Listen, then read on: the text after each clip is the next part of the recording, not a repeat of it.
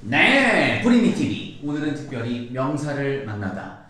수십억 투자를 받은 CEO. 그래서 CEO 대표 선배 CEO, 후배 CEO, CEO들의 만남입니다. CEO들은 재테크를 어떻게 하는지 한번 까발려드리겠습니다. 자, 먼저 우리 손님부터 네. 자기소개 해주시죠. 네, 안녕하세요. 저는 스타트업 10년차 고인물. 10년. 네. 어쩌다 하다 보니까 10년이 됐더라고요.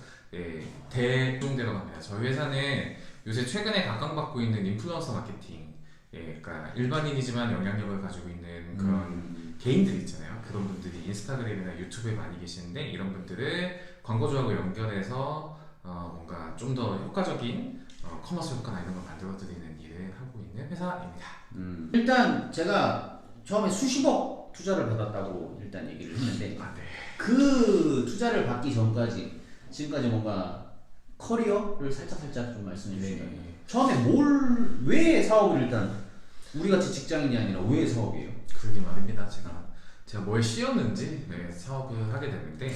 그러면 10년 전이면 20대 때 창업을 하신 거예요? 그쵸. 저는 사실 대학교 때 했어요. 대학교 때 이게 이제 좀 계기가 어떻게 됐냐면은 대학교 때 학교에서 그냥 돈 줘가지고 보내주는 무슨 해외 여행 가가지고 무슨 프로젝트 하는 게 있었는데 거기 갔다가 제가 이제 뭐 아웃풋 같은 거 이렇게 대충 이제 또 뭐 보고서 내야지 내야 뭐 또 이게 되니까 보고서 냈는데 그 보고서가 조금 대박이 났어요. 근데 그때 이제 담당 회사가 이제 S모전자.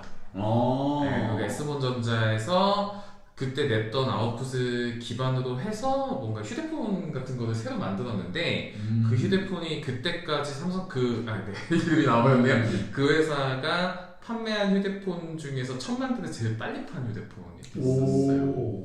네, 그래서 그때 썼던 방법론이 이제 제 첫 번째 사업 아이템이었던 의미망 분석이라는 기법인데 이렇게 막 말 같은 거 하잖아요. 저희 말을 하잖아요. 얘를 이제 이렇게 녹취를 떠요. 그리고 이걸 이제 어디다가 탁 집어넣으면 요 키워드 중에서 핵심적인 키워드들이 한 번에 뾰로롱 나오게 이렇게 시각화된 데이터로 이렇게 쫙 뽑아줘요. 나중에 회의할 때 좋겠네. 네, 그러니까 뭐 딱 얘기만 했을 때 이렇게 딱 띄우면은 이게 핵심이구나 이제 이런 걸 잡아낼 수 있고 이걸 마케팅에 똑같이 쓰는 거예요. 그래서 뭐 일반인들이 뭐 온라인상에서 떠드는 거 아니면 사람들이 이렇게 대화하면서 음성 데이터도 빅데이터로 분석할 수 그쵸, 그런 것도 해가지고 하면은 요거 이제 여기서 이 사람들이 진짜 원하는 게 뭐냐. 그래서 실제 저희가 했던 게 막 사람들이 떠드는 거 얘기가 너무 정제되어 있지가 않으니까 뭐 흔히 막 포커스 그룹 인터뷰라고 하죠. 사람들끼리 서로 인터뷰하게 하거나 아니면은 특정 인물은 이렇게 인덱스 인터뷰, 집중 인터뷰 같은 거 이런 거 해서 그 텍스트를 받아서 텍스트를 이제 저희가 이제 그 당시 이제 이게 또 사람이 또 이게 해야죠. 이게 직접 만드니까 그거 해서 요 엔진에다가 딱 원래 넣으면 속기사가 있잖아. 빠른 분들 많아요. 그래서 가면 되게 빠른 분들 많은데 딱 해서 이제 그분들이 이제 해주시면 텍스트에 넘겨받아가지고 촥 집어넣으면 이렇게 그 음성 데이터를 이렇게 뭐 빅데이터 활용하는 거. 그쵸. B2B 비즈니스. 네. 그걸 하셨고.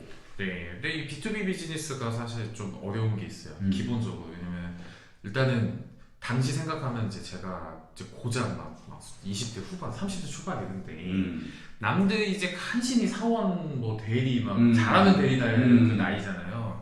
그때 이제 제가 공동창업자였으니까 이사임내하고 명함 들고 임원들을 만나거나 부장님들 이런 분들 만나고 다니니 이분들 보기에 얼마나 가서웠겠어요. 그게. 그래서 이렇게 아무래도 영업이나 이런 면에서 좀 한계가 있고 그 다음에 또 이제 이런 분들이 보통 이제 대기업 큰 회사들이다 보니까 그런 큰 회사들은 보통 이제 계열사도 있고 요거 관련된 업무들을 다 이렇게 짜 있어요. 이렇게 촘촘하게 짝짝짝짝 짜 있어요. 그 안에 또 계열사들이 그런 걸 그렇죠. 그래서 이제 아무래도 이제 작은 스타트업이 저희가 이거 재밌는 거 들고 왔습니다. 이거 의미 있습니다. 한번 엄청납니다. 이렇게 얘기를 했을 때 이 설득되기가 너무 어려워요. 그리고 내가 임원이라면 얘들 이거 들고 온 거 한번 보고 한번 만들어봐. 그쵸. 그거죠. 실제 모 대기업에서 저희랑 프로젝트 논의한다고 저희 회사에 오신 분들이 그 뭔가 이렇게 수상했어요. 이렇게 한 3시간을 3시간, 그러니까 미팅 3시간을 해. 이상하잖아요. 보통 뭐 1시간 반이면 끝나는데 한 3시간을 하면서 기술적인 거 되게 꼼꼼하게 하나하나 물으시는 거예요. 그래서 이상하다 싶었는데 나갈 때쯤 보니까 이게 뭔가 녹취하는 거 이렇게 끄는 것 같은 모습이 보이는 거죠. 그래서 그때 이제 좀 그 경고하고 지워달라 하고 했는데 그게 다 지워졌을지 어땠을지 모르겠어요. 뭐 뭐 대기업 계열의 뭐 홍보대 행사에서는 실제 저희하고 프로젝트 하자고 정보 다 빼간 다음에 그냥 솔루션 똑같이 만들 때도 있었어요. 거기도 디모네요. 생각해보니까. 네. 그런 애들이 부지기수다 보니까 진짜 한국에서 B2B 비즈니스 하기엔 진짜 어렵다 생각이 들었어요. 그게 좀 그렇게 5년을 하다 보니까 저도 좀 지치는 면도 또 생겼던 것 같아요.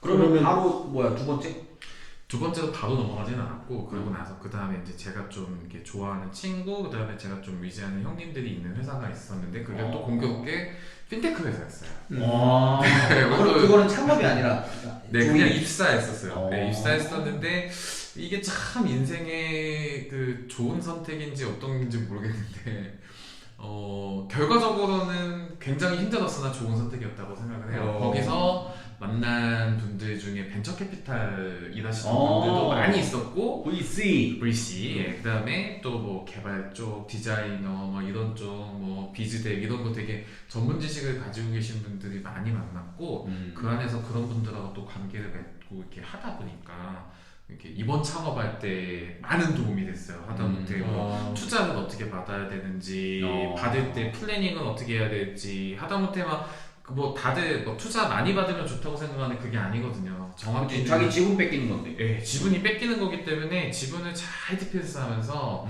충분한 자금은 또 가지고 와서 팀원들 월급도 다 주고 비즈니스도 할 수 있을 만큼 이거 잘 굴려야 되거든요. 그러면 첫 번째 창업에서는 뭔가 이런 빅데이터나 이런 기술력을 확보했다면 두 번째 창업에서는 이 투자부터 이 사업에 돌아가는 메커니즘을 배운 건가요? 그래서 사실 저도 좀 놀라긴 했는데 제가 16년 8월에 창업을 했어요. 근데 당시 아이템이 이제 지금하고 완전히 다르거든요. 근데 그때 아이템을 가지고 짰던 제 그 투자 받으려는 플랜이 지금까지 거의 완벽하게 맞았어요. 그러니까 뭐 엔젤 투자는 몇 억 밸류에 얼마를 받고 뭐 프리 시리즈 A를 얼마를 받고 시리즈 A를 얼마 받고 여기까지 지금까지는 다 맞았어요. 근데 이제 이 코로나가 터져서 이게 이제 다음이 어떻게 될지는 좀 미지수인데 이제 저희가 그러니까 저희가 사실 빅데이터 회사가 아무래도 빅데이터의 니즈가 좀 더 명확하게 있는 데가 마케팅 쪽이거든요. 그래서 어쩌다 보니까 마케팅 쪽 분들하고 많이 알게 됐어요. 저희 또 이제 스터디에서 만났잖아요. 그러니까 많이 이렇게 스터디나 뭐 업계에서나 뭐 이런 데서 만나다 보니까 아무래도 제가 백그라운드나 이런 인맥이나 이게 마케팅 쪽에 현업을 많이 이제 만들어지게 됐죠. 그러고 나서 이제 핀테크 쪽에서 하다가 여기가 이제 기본적으로 여기는 제도가 풀어줘야 돼요. 맞아요. 그러니까 정부가 풀어주든 뭐 입법을 해서 풀어주든 안 그러면은 되게 허들이 많은 아니면 뭐 대관으로 풀어야 되고 맨날 이렇게 하고 다녀야 되고 말만 다녀야 되고 진짜 말만 뭐 규제 샌드박스지 뭐 빡세잖아. 되게 큰 규제죠 사실 규제 샌드박스가. 이거 하고 다녀야 되거든요. 그래서 이건 좀 아닌 것 같다 해가지고 저도 이제 어느 정도 선을 긋고서는 창업을 하려고 나와서 아이템을 찾다 보니까 결국은 마케팅 쪽으로 흘러들어가게.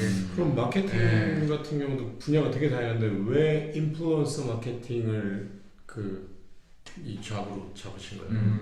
이게 이제 어떤 시장 가능성을 본 건지 여러 가지 뭐 요소들이 많이 있는데 그냥 한번 관찰을 해봤는데 저도 이제 PC 통신 나이가 나오나요? 천리안 라우들이라고 저는 유니텔입니다. 그래서 그때 이제 요거를 하다 보니까 이렇게 그때부터 보면 그때도 시샵이라는 사람도 있었잖아요. 그러니까 일종의 지금 생각하면 인플루언서죠. 그러고 나서 이제 프리첼에 보면 커뮤니티 사이즈 막 이렇게 키우면서 막 내가 인플루언서인지 막 내 클럽에도 가입해줘, 내 커뮤니티도 가입해줘 이랬던 친구들 있었고 싸이월드 투맵 있었고 그러고 나서 파워블로그 나왔고 그 다음에 뭐 파워 트위터리안 나왔고 그리고 나서 인스타 인플루언서 나오고 유튜버 나왔잖아요. 흐름이 근데 보시면은 힘이 점점 세지고 있잖아요. 네. 제가 생각을 해보니까 이건 구조적으로 이렇게 갈 수밖에 없다. 왜냐 앞으로 사람들이 하나만 보지 않고 옛날처럼 TV만 보고 살던 시대가 아니니까 다채널이잖아요. 뭐 TV도 이거 뭐 노트북으로도 보고 뭐 빔으로 쏴서도 보고 지나가다 모바일로도 보고 디바이스가 정말 어마어마해. 네, 진짜 볼 수 있는 기회들이 너무나도 많은 거죠. 근데 그 많은 기회들 속에서 이제 이 사람들이 그것만 뭔가 TV만 보고 있을 리는 없거든요. 유튜브도 보고 틱톡도 보고 뭐 퀴비도 보고 뭐 인스타그램도 보고 뭐 오만 가지 다 보잖아요. 그러니까 그게 이제 여러 스크린들로 사람들의 관심이 이렇게 분산이 될 거다. 그러면 그 분산되는 데에서 결국은 여기서 다 개인들이 활동을 할 텐데 거기서 스타들이 나올 수밖에 없다. 이건 구조적으로 이렇게 갈 거다. 이건 있어요. 그러니까 인스타그램이 꼬꾸라질 수는 있는데 싸이월드가 꼬꾸라졌듯이 인스타그램이 꼬꾸라질 수도 있고 유튜브도 꼬꾸라질 수가 있는데 이 인플루언서라는 사람들은 남더라는 거죠. 그러니까 뭐 2000년대 얼짱 1세대 얼짱하던 친구들이 지금 뭐 막 사실 이 건물에 있는 이 건물에 오늘의 하늘 있거든요. 오늘의 하늘 오피스 있더라고요. 네. 이런 사람들 1세대 얼짱이잖아요. 얼짱 시대 나오고 막 이랬던 사람들이 지금 인플루언서로 엄청 활발하게 활동하고 그리고 또 팬들이 그 인플루언서가 따라 옮기는 플랫폼에 또 같이 그쵸. 따라가고 찐팬들이 계속 따라가요. 같이 계속 따라가요. 그러니까 그렇게 플랫폼은 망해도 그 사람은 남자라는 거죠. 그래서 이거는 좀 집중해서 하다 보면은 하다못해 내가 이 사업을 말아먹더라도 이 기반이 내가 10년 후에 써먹을 기반은 되겠다. 저희 팀원들한테 사실 그 얘기를 해요. 이 비즈니스는 앞으로 계속 갈 비즈니스고 여기서 가진 관계들 하나하나 되게 소중히 여겨라. 이 사람들이 나중에 당신한테 뭐가 될지 모른다. 맞아요. 그러니까 그러면 지금 누적 투자 40억에 한 기업 밸류가 수백억으로 제가 알고 있는데 그러면 이 대표님네 회사가 이렇게 급격하게 성장한 지금 뭐 한 불과 3년 만에 이렇게 성장을 한 거잖아요. 밸류업을 시킨 거잖아요. 한 2년 만에 팍 올라갔죠. 그 성장한 결정적인 계기가 뭘까요? 뭐 결국은 이 마케팅 쪽에서 이제 성장을 하는데 제일 중요한 건 성과를 그냥 보여주는 게 제일 좋았던 것 같아요. 그러니까 이것도 근데 저는 사실 행운이라고 생각하는 게 저희는 인스타그램을 중심으로 했는데 이 인스타그램이 다른 회사들 같은 경우에는 이런 방식이에요. 이게 되게 스타트업적 마인드. 조그만 거 한번 해보자, 작은 거 한번 해보자, 해봐서 좋으면 확대하자. 근데 문제는 이 인스타그램 인플루언서라는 마켓은 제가 봤을 때 버스 광고하고 비슷해요. 그러니까 버스 광고는 이게 뭐 한두 대 틀면은 보이지도 않나요. 근데 이게 여러 군데 동시에 틀어놔야 그래도 가시성이 보이고 동시다발적으로 빡 했을 때 이 대세감을 주는 게 사실 이 시장의 이 요거는 마켓의 핵심인데 저희 시작할 때쯤 보면 막 뭐 20명 해봅시다, 뭐 30명 해봅시다. 이게 뭐 몇만 달이 사람들 막 그냥 뭐 팔로워 1000명 이상 20명이요 뭐 이런 식으로 뭐 그런 식의 되게 작은 규모의 테스트들만 하고 있었는데 되게 감사하게도 저희는 거의 세 번째 프로젝트가 바로 억 단위 프로젝트를 그때 비딩으로 수주를 했었어요. 되게 감사한 경우인데 그 덕분에 저희도 사실 이게 어떻게 워킹할지 모르잖아요. 전혀 모르는데 그냥 1억 단위를 돌려보니까 이게 컨텐츠 노출이 뭐 1000만 명 이상 되고 이렇게 됐을 때 대세감이 어떻게 만들어지더라. 이게 진짜 우연하게 저희가 경험을 했던 것 같아요. 그거는 그러면 투자금을 받았기 때문에 할 수 있었던 거예요? 아니면은 투자금 없었어요. 그냥 진짜 모험을 한 거네요? 모험을 했었어요. 그리고 심지어 그것도 당시 업계 1등이라고 하는 미모 업체하고 비딩에 붙었던 건데 놈더 디언스 그 회사를 했던 건데 그 대표님도 항상 이제 내가 유일하게 잡던 비딩이다라고 항상 하세요. 며칠 전에 만났어요. 며칠 전에 만났는데 저희 지금은 굉장히 이제 많이 친해져서 뭐 보니까 페이북 보니까 맨날 올라와요. 맨날 저희 경쟁사라고 생각 안 해요. 그냥 이게 시장 동반자라고 생각하고 파이를 지금도 계속 키우고 있는 계속 실제 보면 고객사끼리 서로 겹치지도 않고 별로 안 만나요. 아직도. 저희 이제 분위TV 같은 경우는 재테크 관련된 채널인데 저 같은 경우는 사실 노동소득 교사 생활하면서 노동소득 올려갖고 그 다음에 이걸로는 한계가 있다 생각해서 자본소득을 불리기 위해서 이제 진짜 재테크를 했었고 맞아요. 그거에서도 사실은 한계를 느꼈거든요. 네. 노동소득과 자본소득 가지고는 내 인생이 바뀌진 않겠구나. 내가 조금 더 잘 먹고 잘 살 수는 있겠지만 뭔가 정말 경제적 자유를 얻을 수는 없겠구나 해서 사실은 사업을 시작한 거거든요. 그래서 어려운 결정하셨네요. 그 후에 추월 차선을 타기 위해 돌아가셔도 되는데 돌아갈 길이 없어요. 아이고 이런 어쩌다. 네. 그래서 가셔야 됩니다. 돌아갈 길이 없어요. 왜냐면 교사는 퇴직을 하면 임용고시를 다시 봐야 되는데 제가 한번 며칠 전에 생각을 해봤거든요. 임용고시에 다시 붙을 확률보다는 사업을 성공시킬 확률이 더 높겠구나. 돌아갈 길은 없어요. 저는 잔도를 뱉으셨네요. 이제 돌아갈 길 없네요. 이제 달리시면 되겠네요. 네, 그래서 저는 이 좀 재테크의 끝판왕은 사업을 해서 물론 뭐 리스크는 크겠죠. 하지만 사업을 정말 아까 전에 저희 오프 더 레코드로 얘기하셨지만 될 때까지 하면 된다. 맞아요. 라고 얘기하셨었잖아요. 네. 그래서 제가 그런 각오로 나왔는데 대표님 생각은 어떠신지 이 사업 제가 지금 말했던 부분에 대해서. 기본적으로 사업이라는 게 인디안 기우제 같아가지고요. 그냥 할 때까지 하면 돼요, 진짜. 비가 올 때까지 기도하는. 비가 올 때까지. 비가 올 때까지 기우제라는 결국 비가 오잖아요. 그러니까 될 때까지 하면 되고 그 운이 사실 언제 터지느냐는 사람들마다 다르더라고요. 근데 이게 버티기가 힘들잖아. 맞아요. 그래서 버티기 위해서는 이 개인 자산 포트폴리오 배분을 저는 되게 잘해야 된다고 생각을 해요. 그러니까 스타트업은 위험 자산이잖아요. 철저히 위험 자산인 거고. 근데 위험 자산을 버티려면 안전 자산을 뒤에 받치고 있어야 되는 게 되게 중요한 것 같아요. 그래서 대기업들이 계속 부동산을 막. 네. 그래서 저는 사실 그래서 저희가 1차 벤처분 때 많은 대표님들이 받은 투자금을 건물을 사버려서 비즈니스는 보통 투자 받으면 제일 먼저 하는 행동이 이사입니다. 비즈니스는 망했는데 건물값이 올라서 회수하고 막 이런 투자꾼들이 많았거든요. 그때. 근데 그때의 이제 그 이 회고 때문에 지금은 벤처 캐피탈들이 투자했을 때 보통 건물 사지 못하게 해요. 근데 이게 좀 전향적으로 생각해 보셔도 되는 거 아닌가 하는 생각도 해요. 실제 게임 회사들 중에 보면은 이걸 이제 뭔가 건물을 사서 자기 건물을 가지고 있는 게임 회사들이 보면 게임이 망해도 계속 가요. 뭐 네오비즈라든지 NC라든지 쿠키런. 왜 대부분라든지 건물을 그 판교역 앞에 알짜배기 땅 있거든요. NC가 또 샀잖아요. 네, 판교 거기도 사고 거기 8천억짜리. 그 땅 비어 있어서 누가 사나 했더니 원래 9천 부지 하려고. 판교 구청 부지였는데 이제 그게 하면서 그 이재명 도지사 시장 때 이제 그거를 매각하기로 한 거죠. 그래서 이번에 사실 1조 가까이 올려놨었는데 매각 안 하고 그 매각이 안 됐고 유찰이 됐고 이번에 그거를 8천억으로 내리면서 또 원래 그 규제가 되게 많았어요. 여기에 몇 프로는 뭐가 들어와야 되고 막 이런 것들을 꽤 러프하게 풀어주니까 바로 이제 NC가 입찰을 했더라고요. 이게 왜 장점이냐면 건물을 가지고 있어요. 가지고 있을 때 이 건물이 만약에 회사가 잘 돼요. 그러면 우리가 그냥 우리가 쓰면 돼요 이거. 그렇죠. 임차 이슈. 네, 우리가 쓰면 돼요. 네. 회사가 좀 고꾸라지거나 망해간다 그러면 이게 줄여요. 이렇게 좀 줄여요. 그리고 그거 렌트 주면은 그만큼 비용이 또 되잖아요. 그러니까 좀 과감한 시도를 할 수 있는 토대가 되는 거예요. 그러니까 완전히 자산 포트폴리오를 위험 자산으로만 편성하는 건 되게 위험하다고 생각합니다. 개인도 그렇고 회사도 그렇고. 그렇죠. 네. 그래서 뭐 저희도 기회가 되면 건물 너무 사고 싶은데 네, 주주님들 네. 제발요.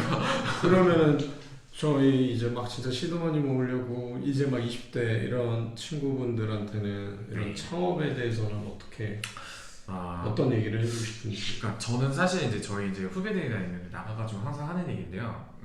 창업을 만약에 네가 돈을 가지고 올 수 있다. 누군가한테 돈을 투자받을 만한 여력이 있다. 집안이 시작점부터. 네, 집안이 있든 친구가 있든 누가 있든 지인 뭐 소위 이제 3F라고 하잖아요. 이제 패밀리, 그다음에 프렌드, 풀 해가지고 네 가족, 친구, 바보 세 군데에서 처음을 돈 받으라고 그러잖아요. 그러니까 호구. 네, 호구. 네, 하지만 되게 귀한 분들이죠. 그래서 소위 이런 분들은 엔젤이라고 하잖아요. 이런 분들이 들어오실 수 있어서 뭔가 된다. 아니면은 뭐 펀딩을 크게 받을 수 있다. 돈을 가지고 있을 수 있다. 뭔가 그걸 굴릴 수 있는 여지가 있다. 그럼 해라. 왜 남의 일을 해주고 있냐.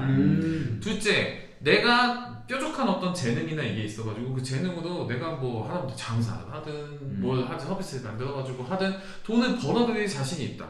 근데 왜 남의 회사에 들어가냐. 저 기본적으로 그래요. 그래서 네가 돈을 끌어올 역량이 있으면 지금 창업하는 게 맞다. 무조건 지금 시점에는. 아까 이제 하이 리스크를 하이 리턴이라고 하셨지만 저는 미들 리스크 하이 리턴이라고 보거든요. 왜냐면 그러니까 느끼는 게 이게 이제는 스타트업 생태계가 어느 정도 만들어져 있어가지고 스타트업 출신만 원하는 스타트업들도 많아요.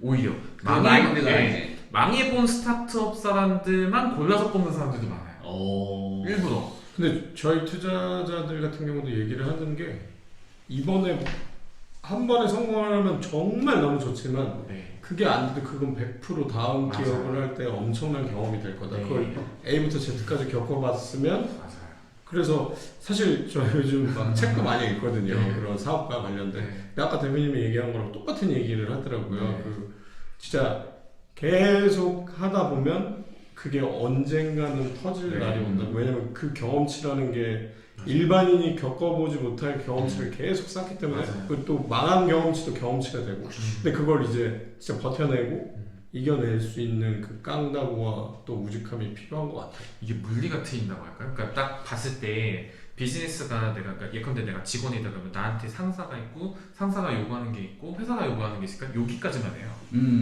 근데 이제 사업은 이 해야 되는 건 내가 정의를 해야 되잖아요. 리미트가 없지. 리밋이 없어요. 그러니까 무슨 뭐 부동산도 알아봐야 돼. 저 하다못해 제 경우에는 법인 등기도 제가 요새 혼자 다 했었거든요. 초반에. 네. 웬만한 법적인 건 다 알아요. 예, 그래서 어디서 무슨 이건 이사회, 이건 상법에 어디에 들어가서 뭐 어떻게 돼, 얘 등기를 떼려면 어떻게 해, 무슨 요건은 뭐가 어디가 있어, 이거 다 빠삭하게 알고 하다못해 무슨 뭐 벤처 인증을 받아야 아무래도 투자를 받을 맞아요. 때 투자자들한테 이게 좀 이 세제 혜택도 있거든요. 그래서 편해요. 아무래도 뭐 3천만 원까지는 그냥 뭐 100% 세액 공제가 되니까. 그래서 그걸 베이스로 해서 좀 미리 해놓으면은 훨씬 수월해지거든요.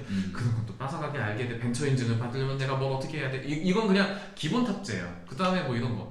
뭐 회사에서 딴 회사 이렇게 대표님들 만났을 때 직원 몇 명이세요 물어보면 그 회사 캐시번이 대충 계산이 돼요. 예, 그냥 계산돼요. 될 수밖에 없어요. 20명이다 그러면 이 회사가 대충 한 뭐 연봉이 뭐 대충 뭐 평균 그쵸, 어느 정도 그쵸. 수준을 맞출 거라거나 곱하기 몇에다가 거기에 보통은 한 150에서 170% 정도 하면 간접비가 다 퉁이 쳐져요. 네. 그런데 이만큼의 캐시번이 월 한 몇천이 됐는데 이 회사가 투자를 계속 받고 있다. 네, 그래서 암산을 해보면은 그러면 이 회사가 후속으로 받은 금액이 이만큼이니까 요만큼씩 매월 부족했겠구나. 대충 겐도가 쳐져요. 예. 이제 이게 보통은 스타트업들이 이게 이익 내고 가기가 어렵잖아요. 그렇죠. 네. 이익 내고 가기 어려우니까 얼마씩 빵꾸나고 있느냐 그게 이제 소위 런웨이. 예. 투자받은 돈을 얼마만큼 까먹을 수 있느냐를 소위 런웨이라고 하는데 이 런웨이가 얼마만큼이냐를 이제 보통 암산을 하면 대충 알 수가 있어요. 계획된 적자. 계획된 적자라고 하는 쿠모 회사. 네. 그러면 대표님 같은 경우는 그 사업 외에는 지금 말씀하시는 거 보니까 사실 사업적 역량도 있지만 아까 막 그런 안전자산 얘기하시고 하는 거 보면 재테크. 사업 외에 재테크는 어떻게 해요? 그의 사생활. 상상도 못할